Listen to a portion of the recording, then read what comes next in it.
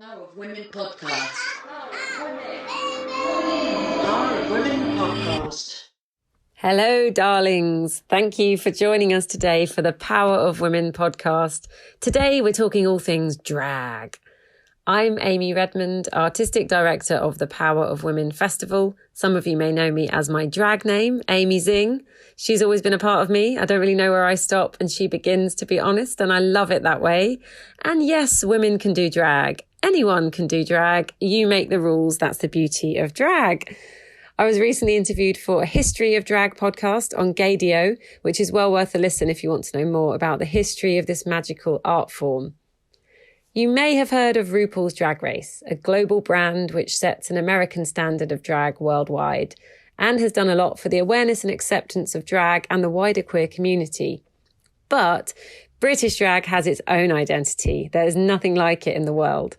It's punk, it's political, it's gender clowning, it's groundbreaking, it's freedom, it's underground, but now it's also overground. During last year's Power of Women Festival, I spoke to TT Bang, Ginny Lemon and Bimini Bon Boulash, all iconic UK queens.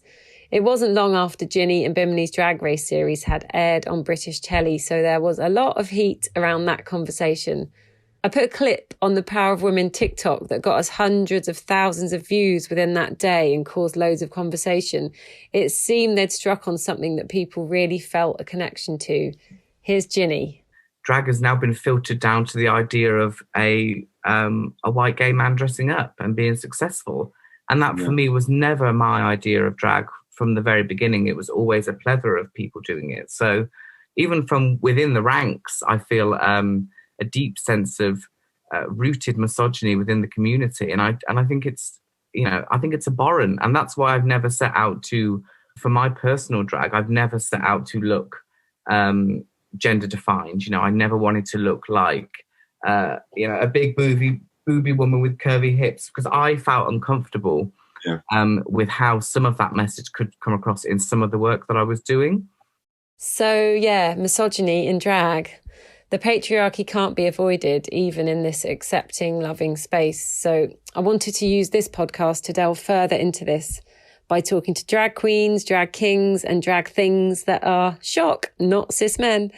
Female drag queens, AFAB, drag kings, trans men doing drag, femme drag things, all of the intersections of the drag community that until now really haven't been given a fair spotlight. The most recent Drag Race UK features the programme's first ever cis female drag queen, Victoria Scone, or Scone, depending where you live. So I'm going to start by talking to her and then over to someone who has some real talk opinions on RuPaul's Drag Race, Chio. And then the podcast will also feature original AFAB queens, including Holstar, Fanny Minker, Heather Duster, Lola Rose, and the super inspiring John Travolta from Peck's Drag Kings. I've tried to include as many voices as I can here. And of course, there's so much more to showcase, which is the whole point. But I'm really excited to bring this conversation to the podcast, shining a light on these fantastic performers and showing the world that there's more to drag than an American TV show. And on that note, it's over to Victoria. Hello, my name is Victoria Scone. I'm a Camp Cabaret Cardiff disco diva. And now from RuPaul's Drag Race UK Season 3. She has got that line on lock. Can you tell us about your journey to drag? Yes, of course. So I've probably been around drag most of my life. I've been in pantomimes from a young age, a little babe, and then onto a sort of musical theatre scene. So very much in the queer scene, watching drag in London. And then I wanted to be, I'm a massive narcissist, you see, so I need constant attention. So I entered pageantry when I was failing in musical theatre, so I could have an excuse to be on stage and make costumes and be extravagant. And then that sort of led, once I won that pageant, of course I won, darling. So I was Miss British Beauty Curve 2017 to 2018. But once that was over, I needed more attention. And I wanted to do something that sort of encompassed all the things that I love. So I love making costumes, making props, makeup. I love singing. I love attention. I love queer things. So I think that sort of all accumulated into drag. And I was very fortunate to find that and got into it via a competition called Drag Idol, which is all over the UK, and somehow luckily managed to get to the final my first year of applying. Very lucky. And you were up against the cis men. You weren't in some kind of special girl category. No, yeah, I was up against all. It was actually a relatively diverse finale. So I remember it. Yeah. Felix the Freak took the crown. Yep. Zayn Fallick and I think Vivian Lindsay. God, that was a memory lane there. Haven't Yeah. there for a little while. How do you define drag queen? Drag queen. It's anyone that's sort of, I guess, purposely portraying a female persona, but the lines, in my opinion, can be very blurred. So, like, I'm not, I'm portraying a picnic right now. I'm not really, being a natural woman or whatever that is.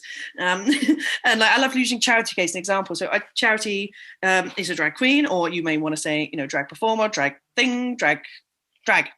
And I love how Charity doesn't sort of pigeonhole herself into saying that drag is about looking like a woman, because it's absolutely not. It hasn't been for a while. And how boring would it be if we all did the same bloody thing? How boring life would be. I agree entirely. And that's what I was going to say. Do you think it's necessary to gender define a drag queen? But you clearly don't. No, exactly. There's no need. And which terms do you feel comfortable with? Like, you often would hear bio queen and AFAB or female femme queens. So I don't personally get offended by anything being called at me. I guess it's the malice behind it, I guess, or the yes. But when I first started drag, I know bio queen was being thrown around a bit, and then that was sort of deemed not appropriate. And faux queen was thrown around for a bit, and now we sort of settled on AFAB for a bit. But even that is, I guess, a bit not particularly the right terminology, because it excludes trans women, and it's also a trans terminology. I don't really know why we sort of settled on that, but I think I'm just a drag queen or a drag performer, and if we have to talk about my vagina, then I guess you would say a cis woman in drag. But we don't necessarily need to all the time. We really don't. In no other line of work would you? So it's kind of crazy that we have to even go there. And I think that is the thing with AFAB, isn't it? That it's about assigned female. It's like we don't need to go there. The thing is, we're here to have fun and look fabulous. You wouldn't say, cis woman builder. Like, I don't know. Absolutely, yeah. Why on earth would you?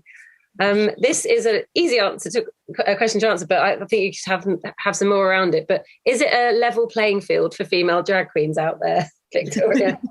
I would say no, but we're working on it.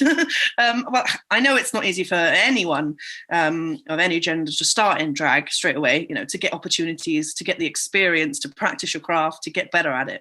But I would say from my experience and looking at other people that started at the same time as me, they have probably found it or had it a bit easier. I've had gigs cancel on me when they find out I'm a cis woman, or just outright people ignoring my messages, my emails to try and get a booking, even if it's free or if it's cheap.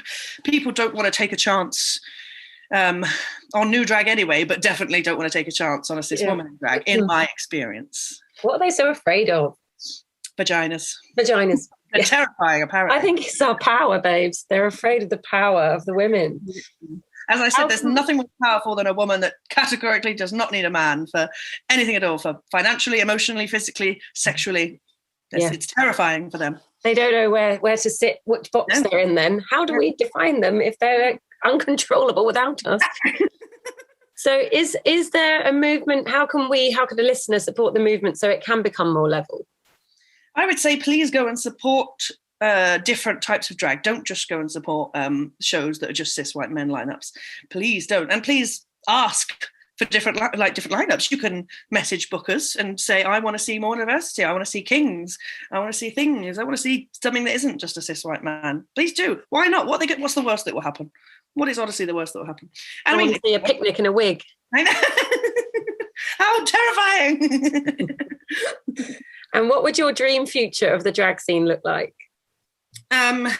Me personally, more women that are in power, in positions of power, behind the other side of the table. It's all very well that we're performing, but I think we should have women that are putting on shows, women that own queer spaces. Where I am in Cardiff, it's very much all cis white men that are in charge and making the decisions.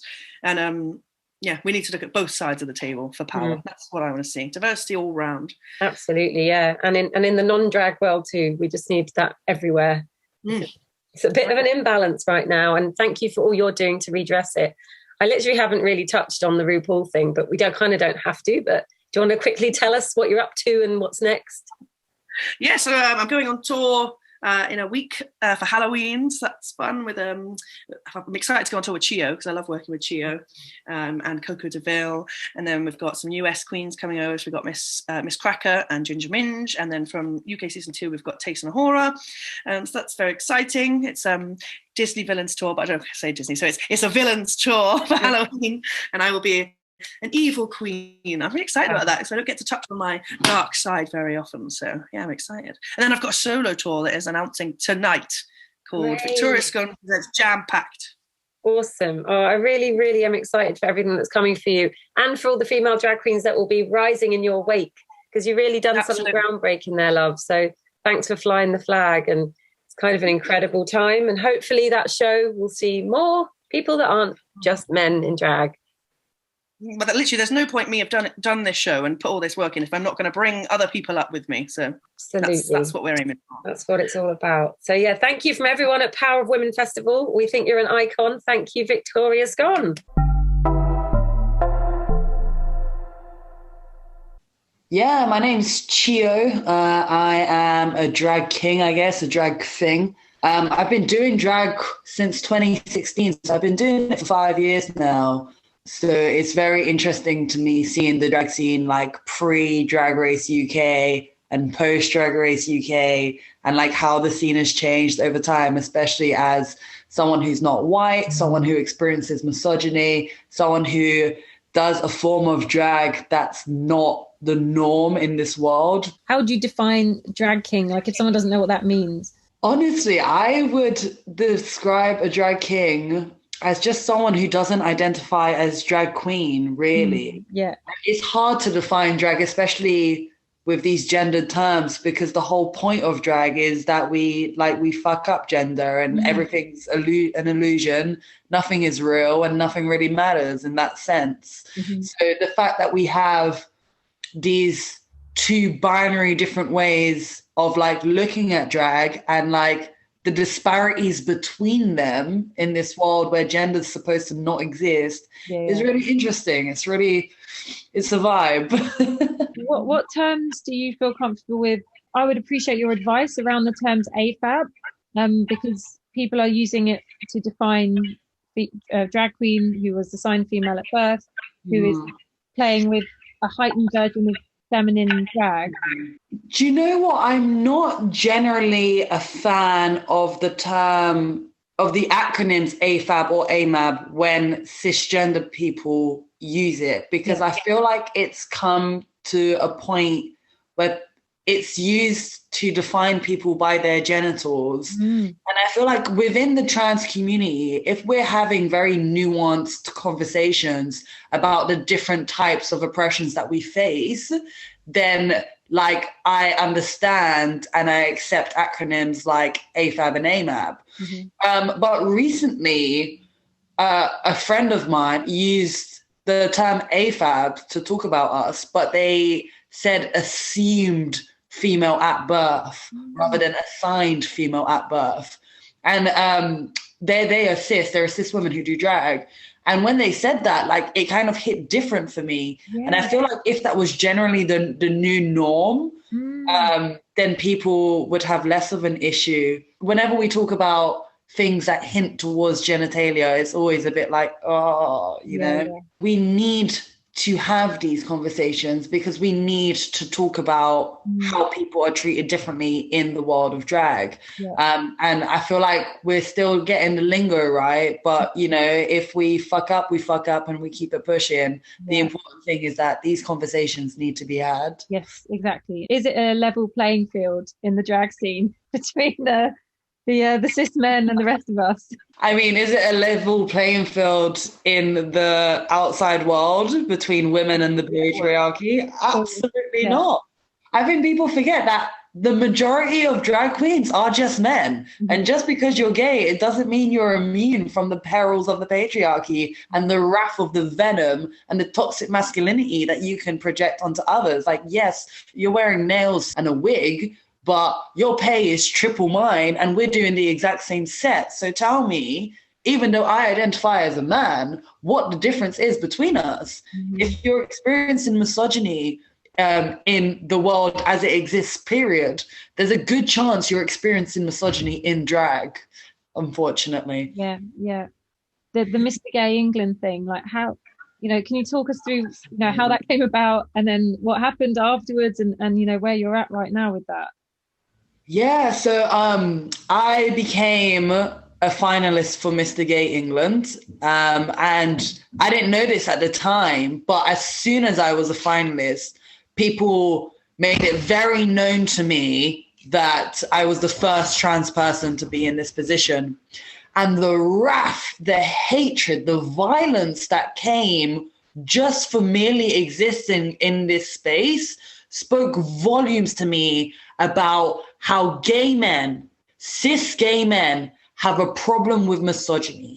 There is a lot of internalized femphobia or internalized misogyny. There's so much hatred towards women in general, the assumed female form, so vaginas and breasts, periods.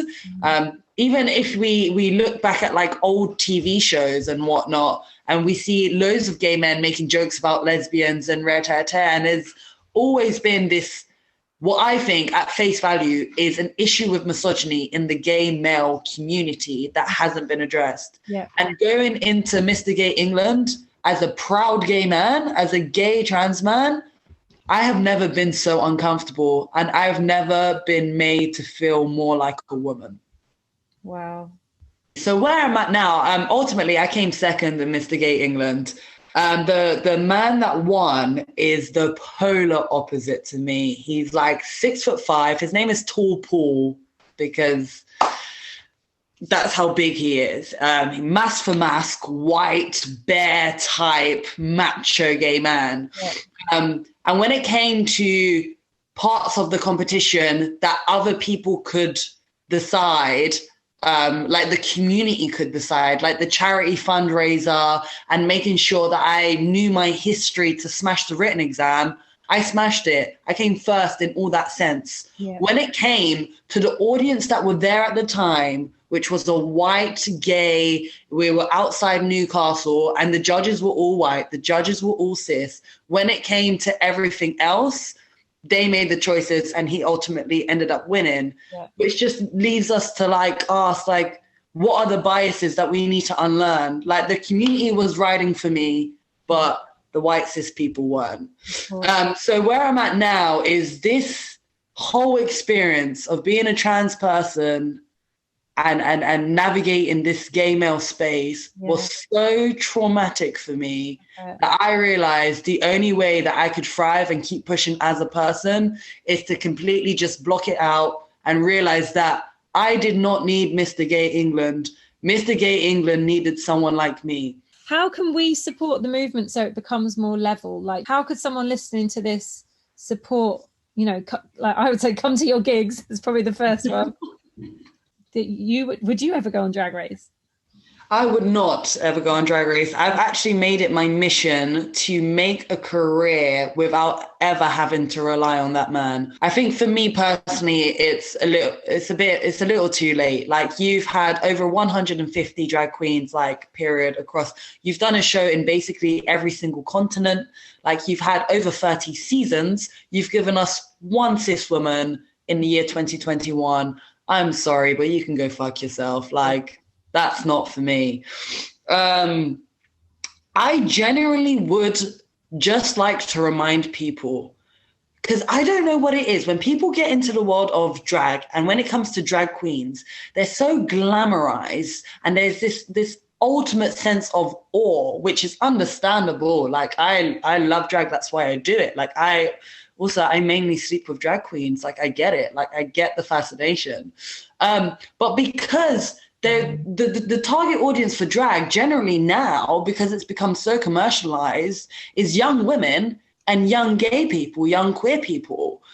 So I don't understand how a lot of these young straight women and these gay men that are into drag, they come into this world and they forget about like patriarchy, and they forget that like, no, outside of this bubble, like, you're feminist as fuck. We're fighting misogyny. But in this space, you would never, ever go to a drag king show. In fact, you don't even know what a drag king is. In this space, if you had the choice between going to see a drag king or a glammed up queen, you would take the queen like that without even thinking why, and without even like sitting to process that. Before Victoria Scone was on Drag Race, a lot of people, a lot of women were out here saying, oh, I don't think women can do drag. I don't think women can go on the telly and be on the show. It's not the same. And they don't even realize why. They don't even realize that they've been manipulated and brainwashed by the gay triarchy to just fall into these patterns that ultimately end up making men dominate over us in ways that they should not. Do we need to make our own version of Mr. Gay UK or Drag Race and like do it ourselves? I suppose they're doing it in the Glory. I mean, these are places people can come out and see people perform that aren't just your obvious, you know, how can people readdress this? I mean, even if we take Victoria Scone, for example, like a lot of people are going to see her on this season of Drag Race and like their minds are going to open. They're going to be like, oh my God. But even the lingo that we're using to describe her. So like, I don't watch Drag Race, shock. But from word of mouth and from my friends, a lot of the language from Victoria being on the show is that like, she's a trailblazer and she's breaking down barriers and she's doing this and she's doing that. And that's true. But she's only breaking down the barriers that RuPaul and his show put up in the first place. Yeah. So I guess what I would say to people is just go to these venues and go to these spaces that just having women and trans people on the cast and in the room is just normalized. Like, it's not seen as this like groundbreaking thing. The Glory, Dalston Superstore, Bethnal Green Working Men's Club. Obviously, I'm very London-centric because you know, I'm an East London boy. Just go and support them and go do it. Yeah, this is it. I think, normalizing it is exactly that. And like the final thing I wanted to ask you is what your dream future of the drag scene would look like. For me, honestly, the ideal drag world is one without Drag Race in it. Yeah. I think what Drag Race has done in the UK scene in terms of wealth disparity and classism, and because they they rarely let like women, trans people and Black people, this whole season, there's one Black queen. Are you joking me? Do you know how many Black drag queens are amazing? Like, I'm in the house of Menelin. We have a whole house of Black drag queens and you've got one on season 3. So the way this show has just made drag so commercial, so much about money. People that you just used to get pissed with down the street are suddenly got blue ticks everywhere, and there's like £500,000 between you in terms of wealth. And yet you're expected to work at the same level. If anything, you're working harder. And you look at the demographics of people. It's white people now with more money. It's cis people now with more money. It's men now with more money. So my ideal world, get rid of Drag Race. We don't need it. And distribute the wealth. I just want to thank you for all you do, because you're a really important person and I haven't really had a chance to connect with you in real life. Oh, thanks, babe. Thanks for having me. Honestly, I always love chatting about how much I hate Drag Race. Hi, my name is Holstar. I am a queen without a peen. I've been doing so for 18 years. As far as I know, I am the longest serving female AFAB, bio, whatever queen in the UK. I started out when I lived in Vienna because I'm an artist. I train as an artist, as a photographer. Later, I have a fine art master's from St. Martin's, which means nothing. And so I was living in Vienna. I popped back to the UK and I'd see a lot of drag queens because that's part of my world. And unfortunately, they were very misogynistic and vulgar and vile about women, which I was thinking, hang on, you came from a woman. You're emulating a woman, yet you still choose to be disgusting about women. And so I wanted to reclaim that idea of campness, because in the 90s, feminism did great many things for women, but it kind of killed off glamour. Androgyny became a fashion. And so the only women that were really keeping that kind of over-the-top, heightened femininity camp was Dolly Parton, Shirley Bassey, the big divas who could afford Bob Mackie at a click of the finger. And so glamour for women had kind of died. And so there was that double-edged thing of reclaiming it to my own body. So I thought, okay, reclaim it, make it fun, make it positive. It was an idea. Initially, it was just going to be me lip syncing to Shirley Bassey with a spotlight as a video art piece. And I met this DJ when I was in Vienna. I was at a party, after party. And he was like, who's this crazy fruitcake of a woman? And we got talking and he said, well, I'm a DJ. I want you to come like MC for me. I was like, MC, what? He's like, just come. Oh, okay, fine. So I walked down the stairs and with 2 blue feather boas wrapped around my hair like a giant microphone, makeup, great big lines, some horrible clothes I'd found, and just thought, let's workshop this in front of an audience. And it kind of worked. And that's how it started. It was literally me titting about, having an idea. And then all of a sudden people liked it. And because I was British and I was in Vienna and I was, seen as different. And what is she doing? What is she? And still to this day, I love the fact that people don't know, because the whole point was to question what is beyond your own mindset. And I, again, wanted to question that. And still to this day, I love it. Even when gay men who are so used to drag still question what I am. I love that. I love that power. And they can, and I always say to them, does it matter? Does it matter? Are you entertained? That's the only thing that matters. Like, you're one of my, drag icons, whole star. So, but yeah, those days were really kind of shaped a lot of our scene. And I think a lot of women came through because of you leading the way. The patriarchy runs deep. And we know that in the gay scene and the drag scene as well. And it's like, it's not just this perfect land in there. Like, it's still a boys' club. And I mean, do you feel like it's even necessary to gender define a drag queen? How do you feel about the definitions and, the bio queen, AFAB, female? It's been so tricky the way things have changed, because I was the only one for so long and I was just a drag queen. I never felt I had to say what my gender was. And yes, I did call myself the T word with a Fanny, because it was a throwaway camp thing. And back then we all called each other as a term of endearment. It was across genders. It wasn't, I would never call a trans person that, because unless they invited it. Whereas now I just don't use the word at all. So that I thought people, and even trans women said to me, don't cut that word. You own that word because you're putting it on yourself. And I said, you know what? It's just a word.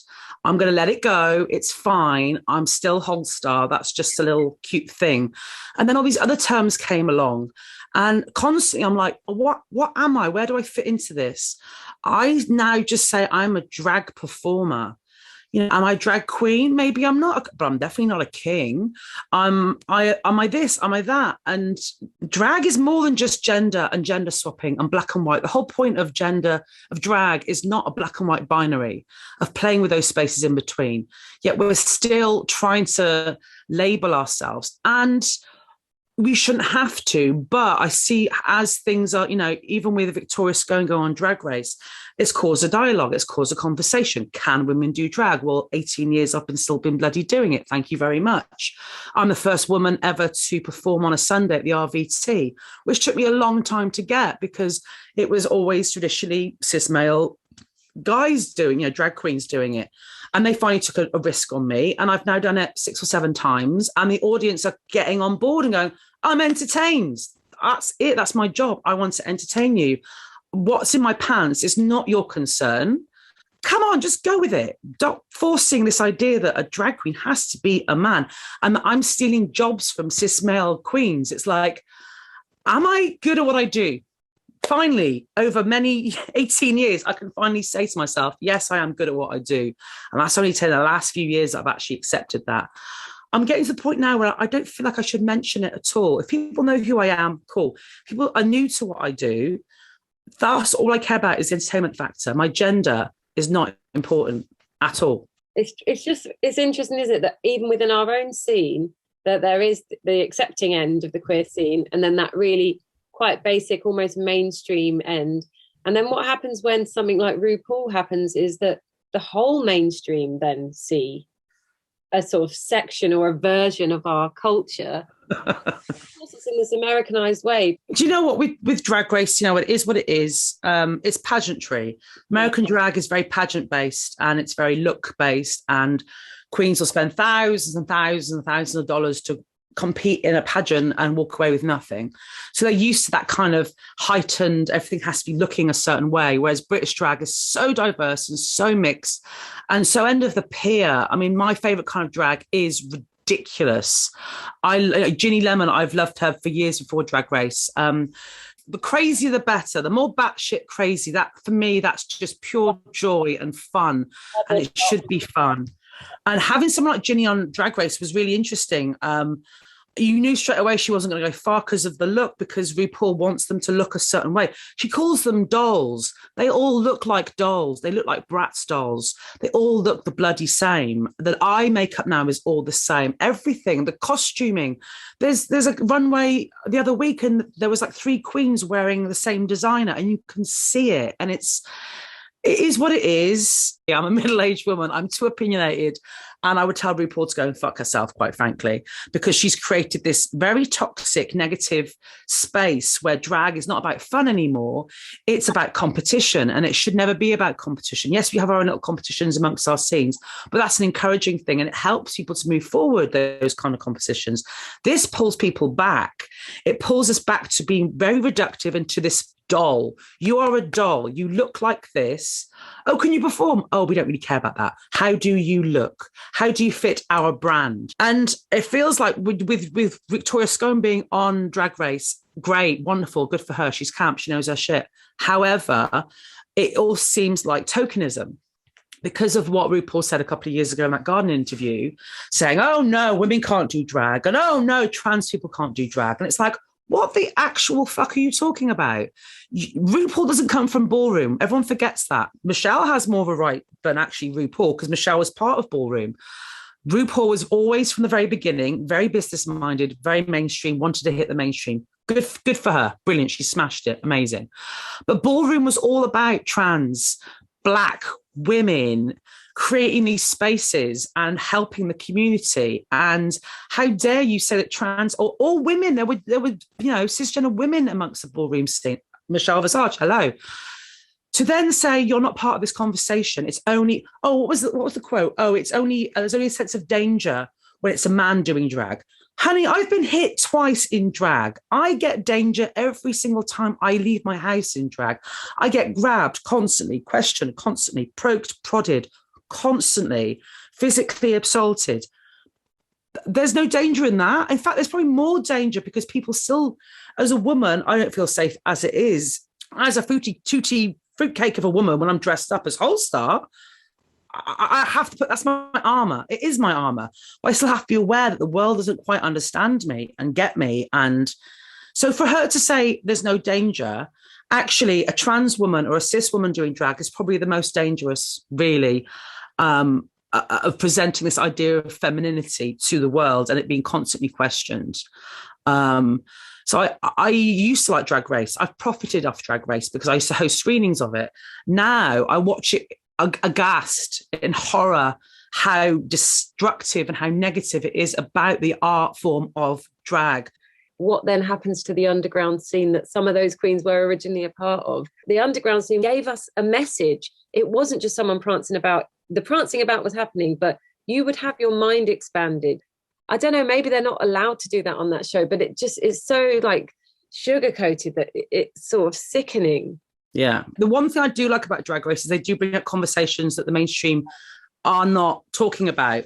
That's the only redeeming thing that I still, when my best mate, his girlfriend, when she says to me, oh, they're talking about non-binary, oh, they're talking about HIV, I'm like, that's brilliant because you're being exposed to that. You're there for the pretty men in dresses, but now you're exposed to these messages. Brilliant. For me, aesthetics is 20%, not even 20%.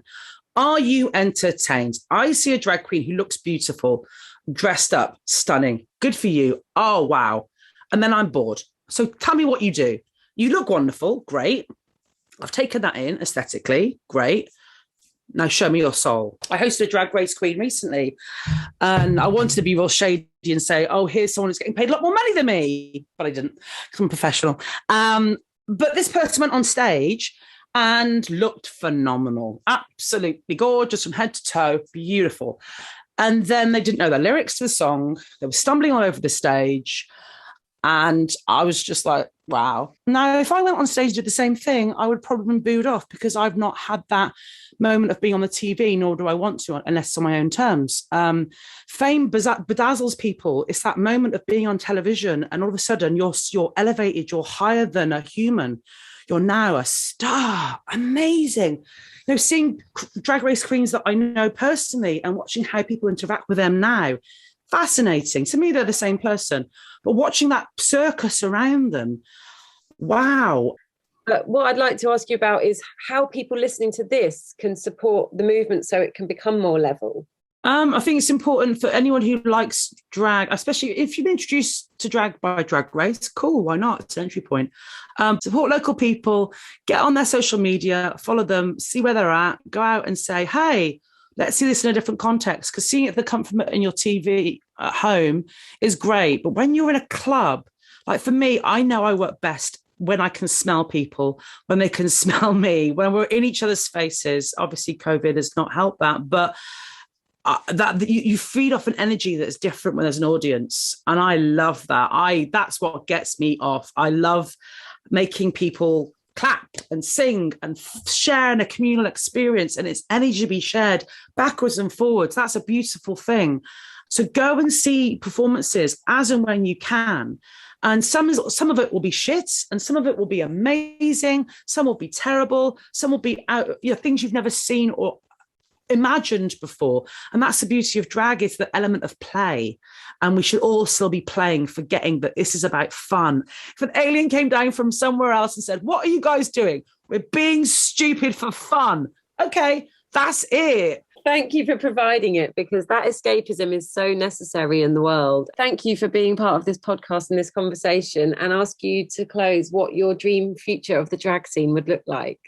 I would like to see everyone getting paid fairly and equally. I would like to see people who have talent be rewarded for that. I like to see the people who are horrible and hateful to disappear, because this horrible idea that we have to be vile to each other is null and void. It is extinct notion brought around on that bloody TV show that to be fabulous, you have to be a bitch. You don't have to be a bitch. So ideally, I want everyone to be nicer to each other, less competitive, stay in your own lane. You do you. Whatever you're doing, great. Let other people do what they're doing. Let them do it. Do what you feel is right for you. And I want you to get rewarded for it. And I want you to make a living from it and not having to be scraping for bits and bobs. Remember that it is still fun. And if you can have fun and make a living, that's the dream. And I am living that dream. I'm still having fun. I still love it. So I want everyone just to enjoy this crazy ride of drag. That's it. Thank you so much for bringing this very important voice into this conversation. We couldn't have done this without having Holstar a part of it. So thank you so much. The icon that is Holstar.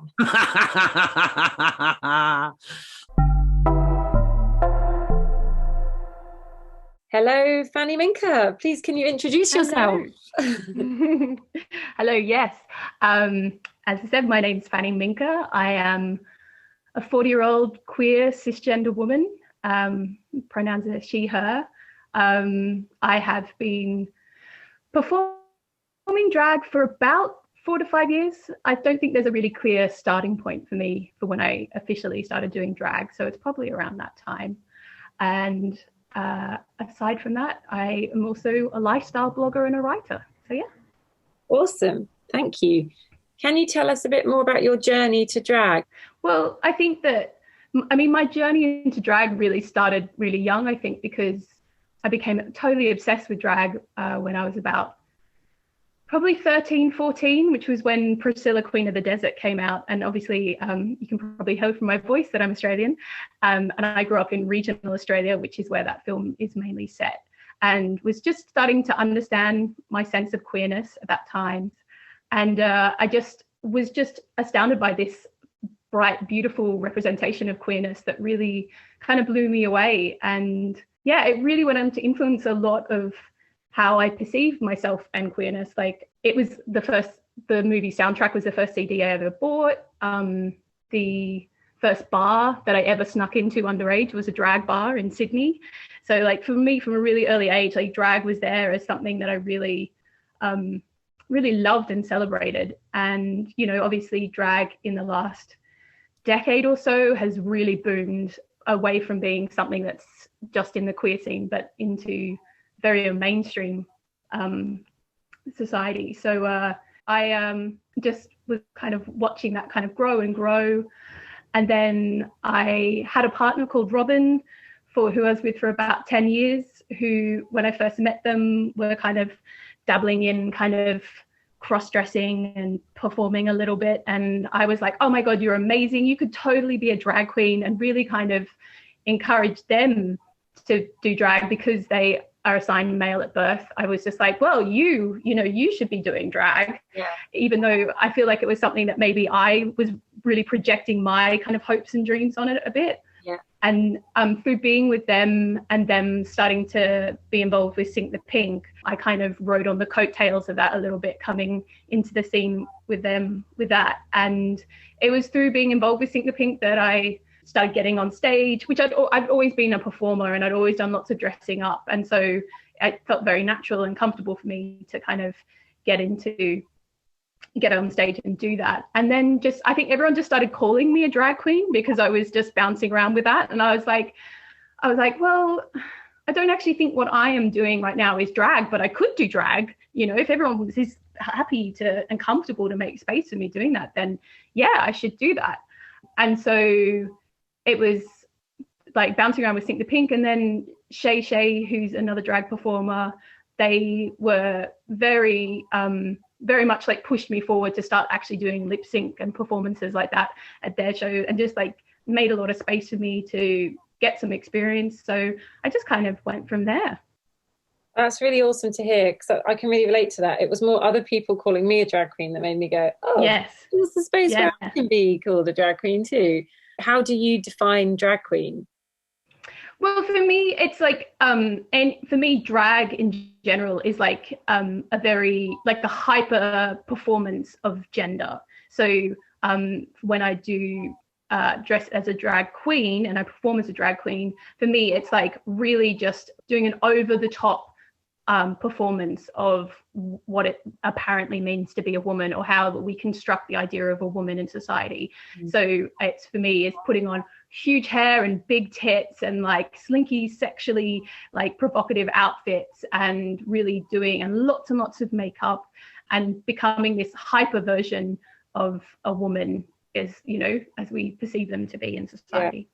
Yeah. Like, I don't necessarily look or act like what we often say a woman should be. I don't think many of us do. I think it's something that we just kind of subtly perform in daily life anyway.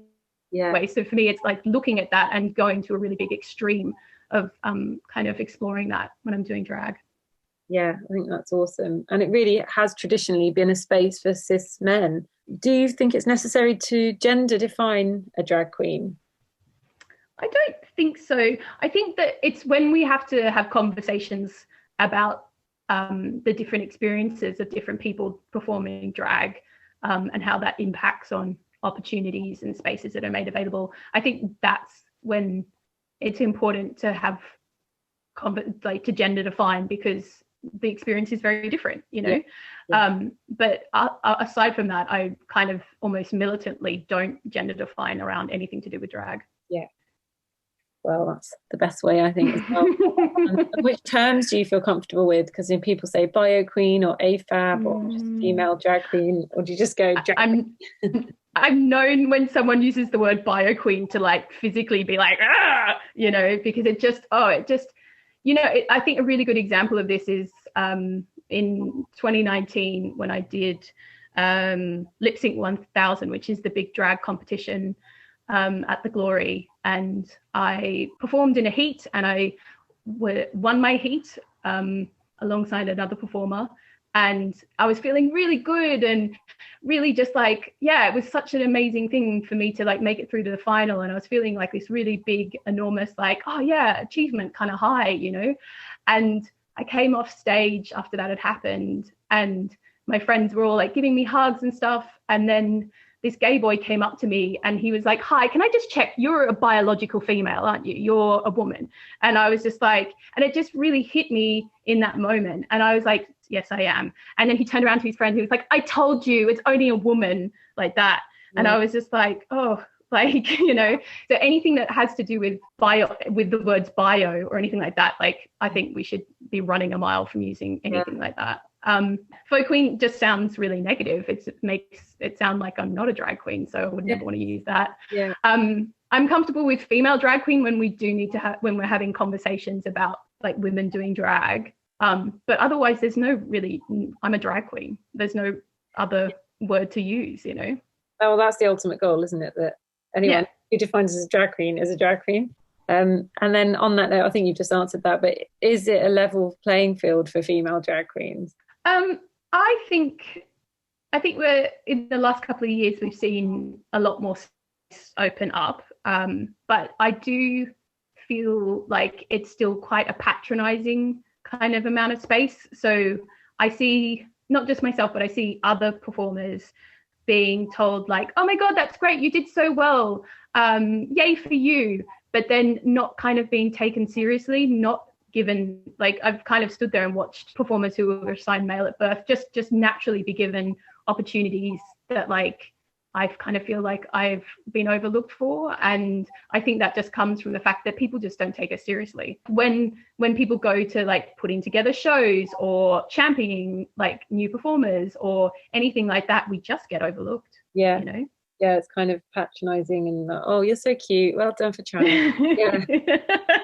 Exactly. And I think after a couple of years of just kind of, you know, working really hard and hoping that like that will be recognized, that it does become very frustrating when you see newer performers who are assigned male at birth just walking straight into opportunities that you're like, why was I never even remotely considered for that? It's really disappointing, isn't it, in the space that you've always felt so welcomed, that there can still be misogyny. How can we support the movement so it becomes more level? I think, you know, I've watched other performers such as TT just absolutely, and Georgie B, like just absolutely being so vocal and taking up so much space and just like absolutely refusing to like step back or you know, let anyone like stop them from doing what they do. And that's incredible. Like they have blazed trails in such amazing ways. And I mean, obviously even like performers that were around before them, such as Holstar, who's just been taking up all the fucking space that they want, you know, and just being like, hey, I'm here, you're not going to move me, you know. So like I think probably what we need to do is just keep being loud and keep taking opportunities and creating opportunities and doing that and hoping that that opens up more space for other performers like us to keep coming up behind us, because I think that's where we're going to see the bigger shift, is like when there's more and more of us, so many amazing talented people coming through, that like people just have to fucking get over it and realize that we're not going anywhere. And on a wider level, because I think we both know this, that what happens in the club gets reflected in the real day world as well, and eventually because the bigger conversation is, you know, the misogyny in the real world as well. And obviously because that does trickle into club culture. If we can be the change in the club space, people that come along and see your shows can go, oh, I could take up space in the real world as well, in my job, or in my relationship, or in my life. And yeah, well, no, it's not even taking up space, it's just asking for equality, isn't it? It's just like, the same opportunity as you guys. Exactly. And drag is an act of taking up space in itself. It is putting on massive wigs. It is like kind of like expecting crowds to part as you push your way through. Do you know what I mean? Like it is just like, it is, as my ex Robin used to say, like a superpower. It transforms the way that you take up space. So, you know, as women, we should be doing it more, because we should be absolutely being like, oh, no, step aside, coming through. It's me, I'm here, you know. So I think it's almost more women should be doing drag as a daily ethos for themselves. Yeah. Well, this is like lit another fire in me to do something about it. Let's keep on talking.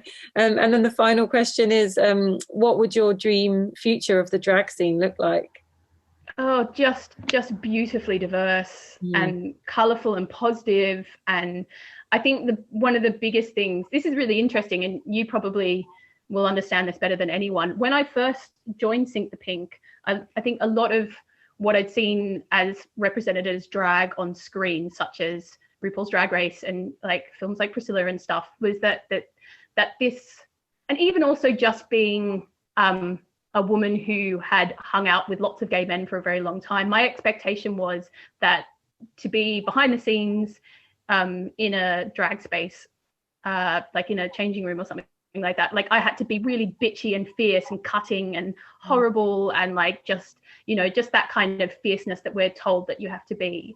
And actually being a part of Sink the Pink made me realize that that's not how it has to be at all. And it's, to be kind and encouraging and supportive and loving is a really, really beautiful thing, and that's the future I want to see, coming through. I don't want to see new young queens coming up thinking that they have to be negative in order to survive. It's to be really kind and supportive is how we should be. Absolutely agree on so many levels. Like, it's a community, and if you can't be there for each other when the rest of the world's not on our side, it's like exactly. Yeah. Well, I really hope that some young queens listen to this and hear that, because when you sense that from the younger scene coming through, like I mean, I must say that certain programs they've watched have had an impact on that, and I hope that the mainstream representation of drag gets less bitchier too and can become a more loving space. I mean, you can see how mainstream culture has embraced the drag scene, but hopefully they can be progressive with it too, and not just see it. And some of those programs were made like 10, 20 years ago, where you're kind of looking at the scene and the language and everything that was pretty problematic back then. So it's so good to talk to you about this, and I think it's really important that people find you online. Where can they find you on Instagram, Fanny? Yeah, you can find me at Fanny Minker. So that's Fanny with a Y, Fanny, Minker, Minka. That's kind of, I'm taking a little bit of a step back from drag actually at the moment. I'm probably going to go hopefully traveling sometime soon. Nice. But you can still find me on Instagram and Facebook there. And then also you can follow my lifestyle blog, which is Minka Guide. So that's Minka. On Instagram or Facebook, or actually just go to my website, which is minkaguides.com.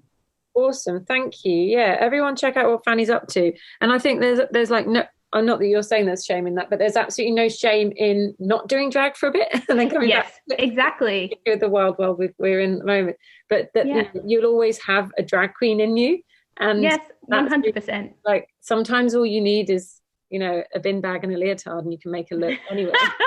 Oh yeah, I'm still going to be around partying. I'm just not going to be like trying to book shows because like if I'm going traveling, drag takes up a lot of baggage space. So I need to just kind of be minimal for a while. I'm sure wherever you end up, you'll make a look out of something.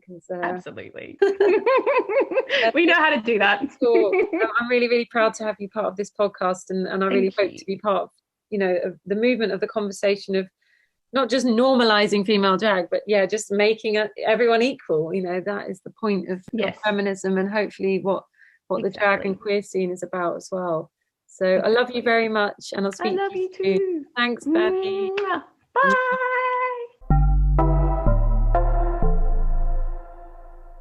So that was part 1 of UK Drag on the Power of Women podcast. I am so proud to be delving into this often overlooked and under-supported corner of the UK drag scene and shining a light on exciting and talented people who refuse to let their gender hold them back. And we're all about this at POW, so this has been an utter joy to make. I'm pleased to say it's been such an exciting conversation that there's going to be a part 2. There were so many voices that we wanted to bring through, so thank you for listening to part 1, and I'll see you for part 2 in a bit. Bye! Power of Women podcast.